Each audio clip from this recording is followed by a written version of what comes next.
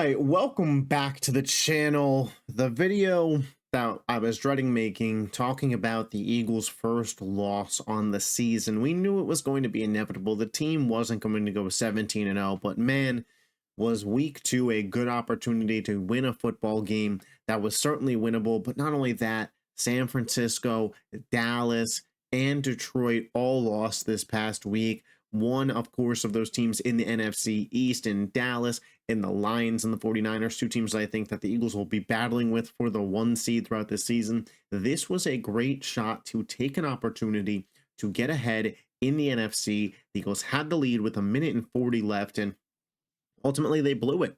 And when it comes to pinpointing who to blame here, I know that Jalen Hurts takes a lot of criticism because he just is the quarterback of the team, but honestly, I thought he played pretty well tonight. The one interception that he had at the end of the game, you could say maybe he was trying to force something that he didn't need to, but at the end of the day, with 20 seconds left in the game, you're going deep to your wide receiver one, who did get pushed off of his route by A.J. Terrell much farther than 5 yards down the field, and it wasn't called. And again, I'm not blaming the loss on the refs, but when it comes to predetermining throwing that throw, you trust Devonta Smith to be in that spot, and he would have been had he not been pushed on the route. So I'm not even going to really put that interception on Jalen. Aside from that, 23 of 30, 183, a touchdown. The guy ran for 85 yards tonight and a touchdown.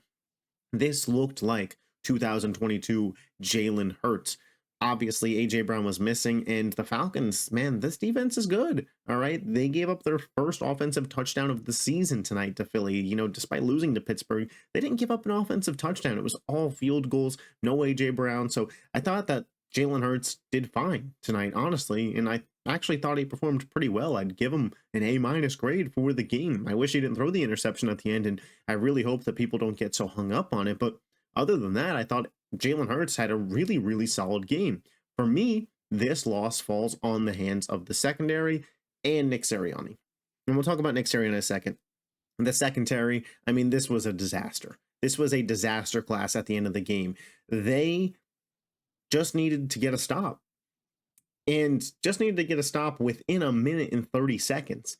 And they let Darnell Mooney just run them down the field. Quinyon Mitchell, who I was singing his praises for a lot of time earlier in the game, he thought he should have had that pick there, and he's been really good, but he really showed that he's a rookie in this moment because Darnell Mooney hit him on 2 out routes and made him look silly. I don't know if he was quarterback watching, ball watching, or what was going on there, but those are inexcusable plays of picking up 25, 30 yards in a spot where you have to get the stop, and if you don't, you have to keep them in bounds, and they could not do that.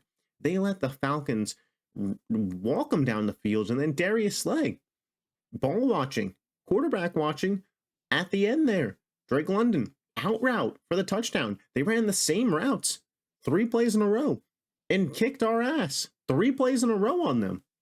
That's inexcusable.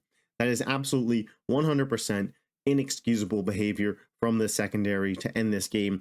Fangio, listen, I said this going into the preseason, and you know, a lot of times when you do preseason analysis, there's no emotion tied, right? Obviously, I love the Philadelphia Eagles. I love my team, so there's some emotion there, but you could look at things with a lot clearer mind. And I believe that the Eagles will figure out the defense to be most optimal by week 4 or 5. And they have New Orleans and they have Tampa, who have shown so far to be 2 pretty good offenses. So the Eagles defense, it's going to have to button up. It's going to have to shape up.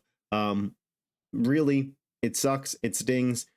I'm recording this a little bit later. Wanted to let the game settle in. Wanted to get my thoughts, fully there. But, Philly gave up that touchdown at the end. I thought the defense played fine for almost the whole game, 58 minutes. A lot of bend but don't break. Atlanta is a better team than they let on against Pittsburgh. I actually think Pittsburgh might have a top 3 defense in the NFL. And this is one of the interesting things about early on in the season. You never really know how to judge things. There's a lot of overreactions. There's a lot of underreactions. You don't know exactly where the chips fall until about week 4 or 5, and you start to look at the picture of things and go, okay, this is what we have. But it really feels like the Eagles fumbled an opportunity here to start off 2-0 and again get a big lead in the NFC. They really opened the door for Atlanta to still be a playoff team because, as we know, teams that start 0-2, typically don't make it. And, there's nothing more that could be said. The secondary needs to be better. The secondary, in my opinion, is still better than it was to end last season. Eagles fans were so quick to forget, but man, Quignon is better than Bradbury by about a mile. Okay, I'll take that still. The linebacker play has been better. CJ Gardner-Johnson, he's a little shaky sometimes in pass coverage, but what he brings from the run support perspective just can't be talked about enough. You give and you take there. Overall, it is a collapse.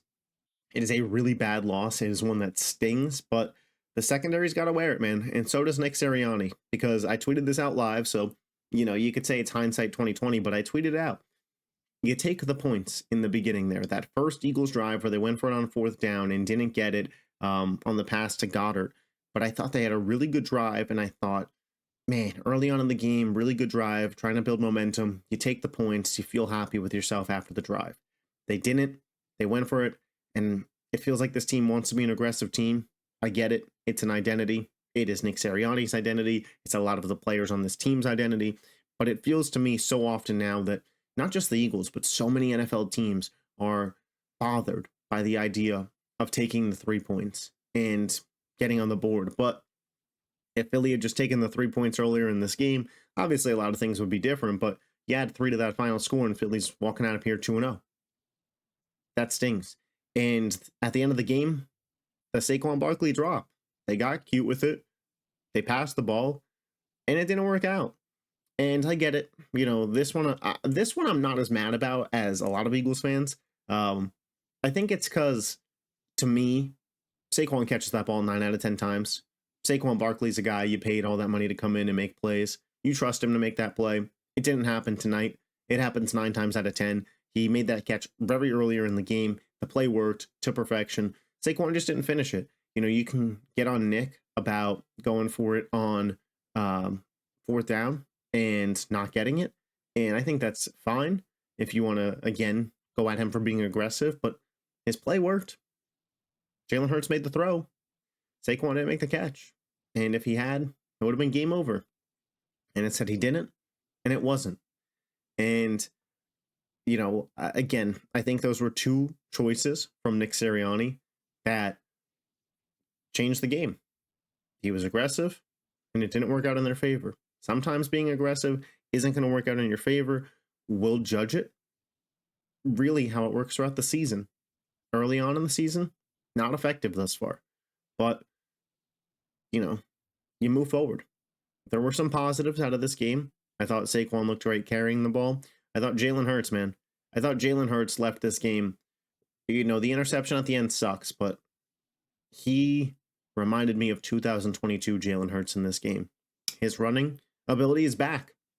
At least it was tonight. I talked to my buddies. Last year, he didn't run right. And even in the first game versus Green Bay and early in the first quarter of this game, Jalen Hurts sometimes runs kind of, slow, stagger-legged. And he turned it on in this game. And I don't know if it's just because he has that ability with A.J. Brown out or what, but this looked like 2022 Jalen Hurts. He was excellent from inside the pocket. His pocket navigation was really, really solid tonight.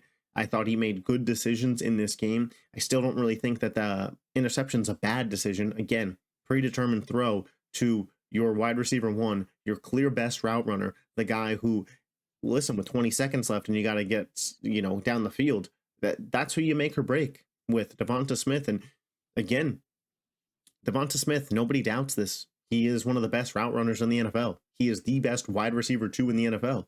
Tonight he was called upon to be the wide receiver 1 and made plays. It sucks that the Falcons have 2 superstar safeties and Jesse Bates made a play on the ball and picked the ball off. But at the end of the day, I don't think that that's a bad pick on Jalen Hurts. Last week, I was killing him for the interceptions he threw against Green Bay. Those were, low IQ, high ego plays. This one, not as much. Not as much on Jalen. It's a tough pill to swallow. It's a tough loss. I think there's some positives to take away. There's some negatives. The secondary not looking great at the end of the game. The Eagles really could use a pass rush.